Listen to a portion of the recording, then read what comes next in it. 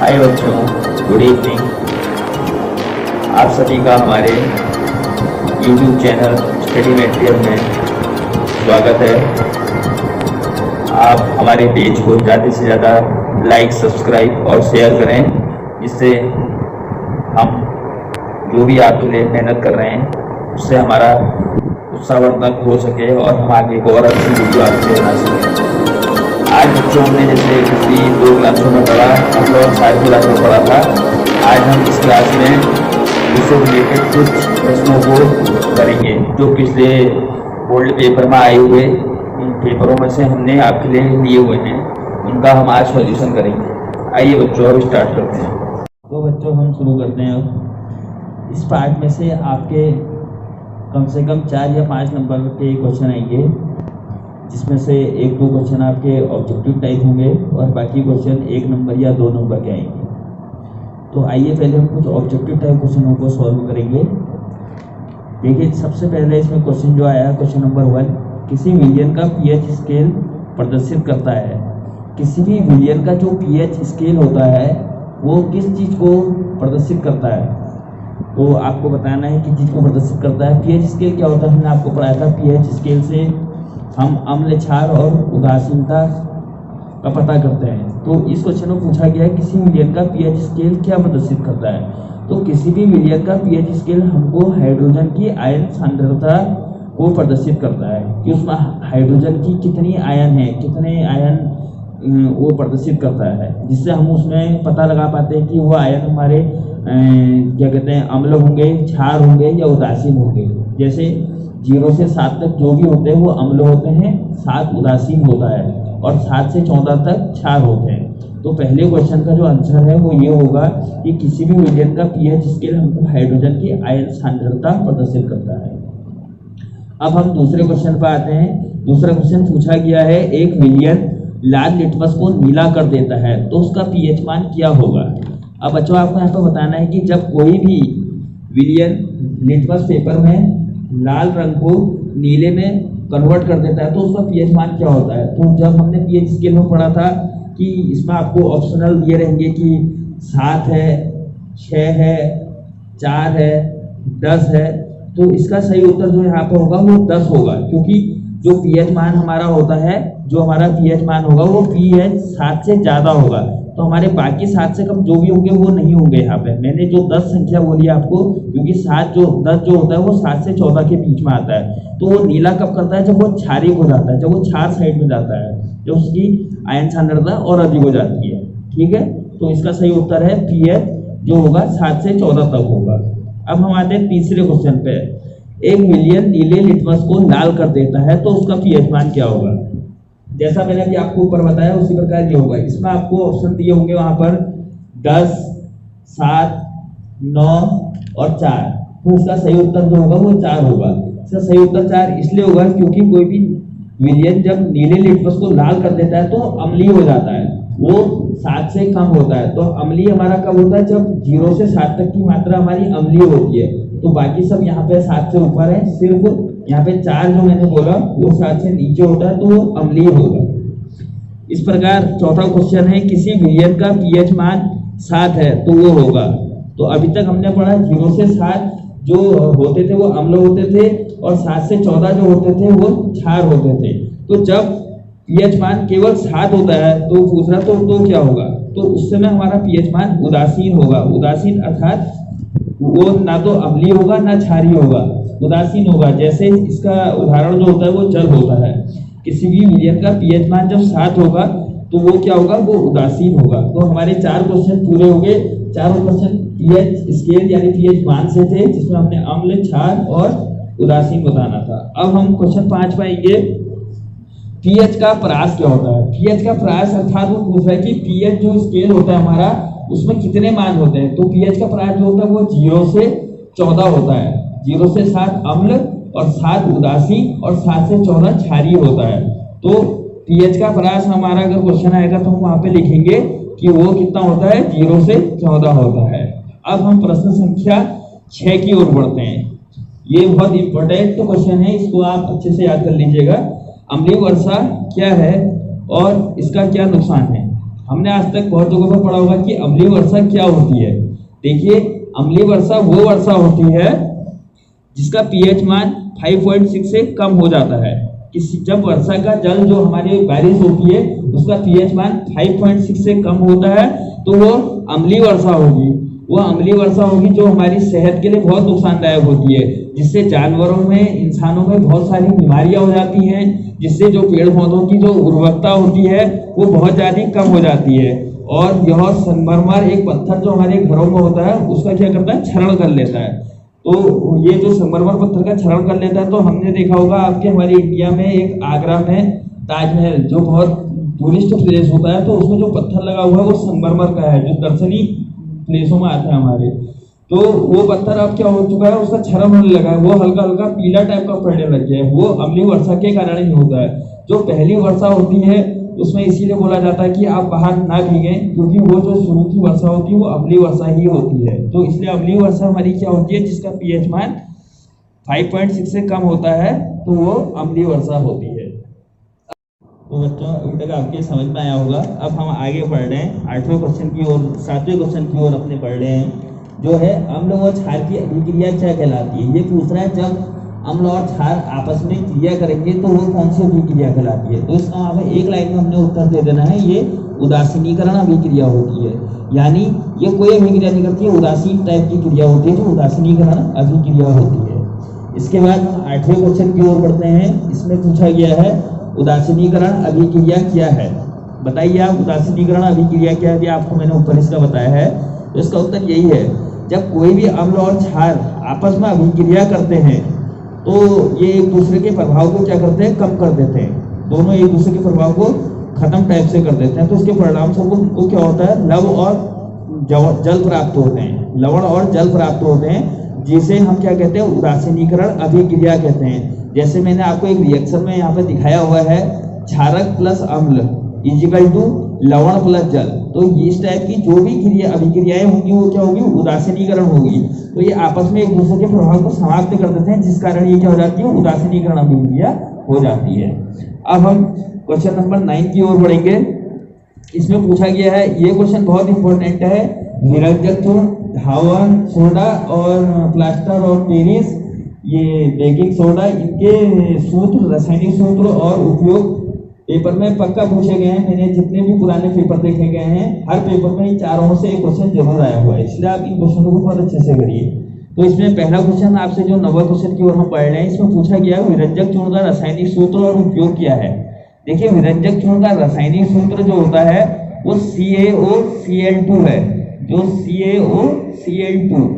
तो ये विरंजक चूर्ण का रासायनिक सूत्र है। जबकि इसके उपयोग जो होते हैं वो ये होते हैं, पहला उपयोग होता है इसका, पीने वाले जल में जो जीवाणु होते हैं उससे मुक्त करने के लिए हम वहाँ पे इसको क्या करते हैं, विरंजक चूर्ण को डालते हैं। आपने सुना होगा, हम ब्लीचिंग पाउडर जो बोलते हैं इसको, ब्लीचिंग पाउडर को भी घर में पानी के अंदर डालते हैं। तो ये वही ब्लीचिंग पाउडर विरंजक चूर्ण है। ये पीने के पानी के जल में क्या करता है, जीवाणुओं को समाप्त कर देता है। दूसरा उपयोग इसका जो होता है वो रासायनिक उद्योगों में एक उपचार के रूप में प्रयोग किया जाता है इसको। जो हमारे रासायनिक उद्योग होते हैं, जहाँ भी हम केमिकल वगैरह इनमें जो काम करते हैं, वहाँ पे ये उपचार के रूप में काम करता है। तीसरा जो ये उपयोग होता है वो लॉन्ड्री, जहाँ पे कपड़ों को धोया जाता है, तो वहाँ पे इसको हम क्या करते हैं, साफ कपड़ों के लिए उपयोग करते हैं, जिससे वो क्या होते हैं, कड़कड़े टाइप के होते हैं, उसमें उनमें व्हाइट बन आ जाता है और वो कड़कड़े होते हैं, वहाँ पे इसका उपयोग किया जाता है। तो हम इसको अच्छे से वहाँ पे कर सकते हैं। अब हम आगे आते हैं बेकिंग सोडे का रासायनिक सूत्र उपयोग। देखिए, बेकिंग सोडे का जो रासायनिक सूत्र होता है वो NaHCO3 होता है, NaHCO3, sodium hydrocarbonate, sodium hydrocarbonate. इसका जो उपयोग होता है, पहला उपयोग आपने देखा होगा बेकिंग सोडे का, हम घर के किचनों में भी बहुत इसका उपयोग करते हैं। कहीं पे किसी चीज़ को, ये अपना जो बेकरी आइटम होता है उसमें हम बेकिंग पाउडर का उपयोग करते हैं। तो हम इसको बेकिंग पाउडर बनाने में प्रयोग करते हैं, जिसको हम क्या करते हैं अपने किचनों में, आपने केक में देखा होगा, बेकरी आइटम जो होते हैं वहाँ पे इसका उपयोग बहुत होता है। दूसरा जो इसका उपयोग हम करते हैं वो हम करते हैं, जैसे इसका उपयोग जो सोडा अम्ल अग्निशमन में भी किया जाता है, जो आग बुझाने वाली गैस होती है वहाँ पे भी हम इसका उपयोग करते हैं बेकिंग सोडे का। तो इसके दो उपयोग हो गए। अब हम पढ़ते हैं क्वेश्चन नंबर 11 में। ये पूछ रहा है विरंजक चूर्ण को बनाने की विधि। विरंजक चूर्ण को रासायनिक सूत्र और उपयोग मैंने भी आपको ऊपर बताया, अब उसको बनाने की विधि पूछ रहा है। तो इसको जो बनाने की विधि होती है, जब भी हम कभी भुजे हुए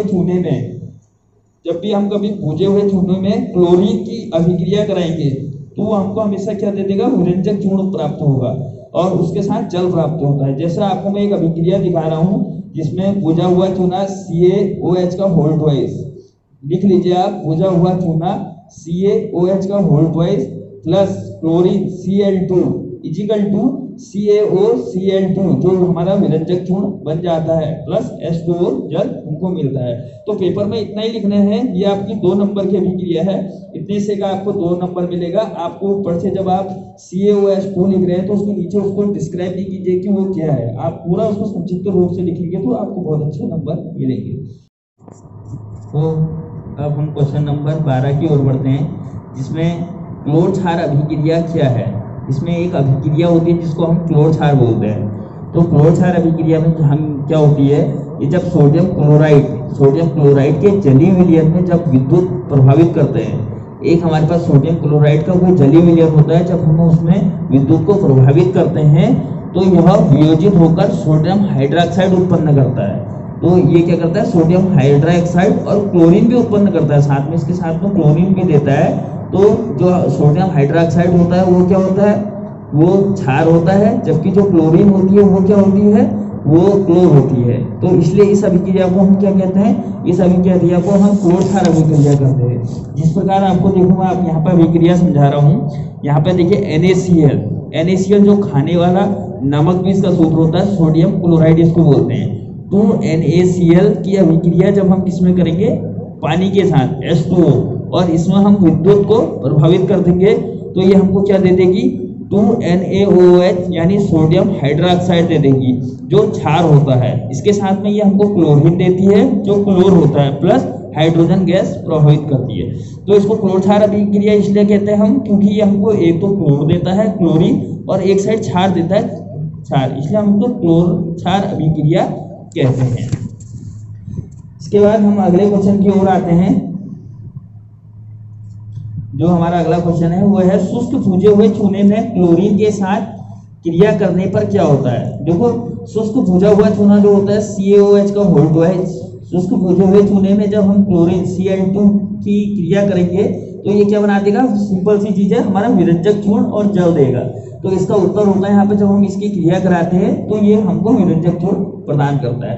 तो आपको वहाँ पे ये अभिक्रिया को लिख देना है। इसके बाद हम अगले में आते हैं, क्वेश्चन नंबर 14, अमोनिया हाइड्रोक्साइड का सूत्र बताइए। तो ये सिंपल है, NH4OH, इसको आपको याद करके लिख देना है।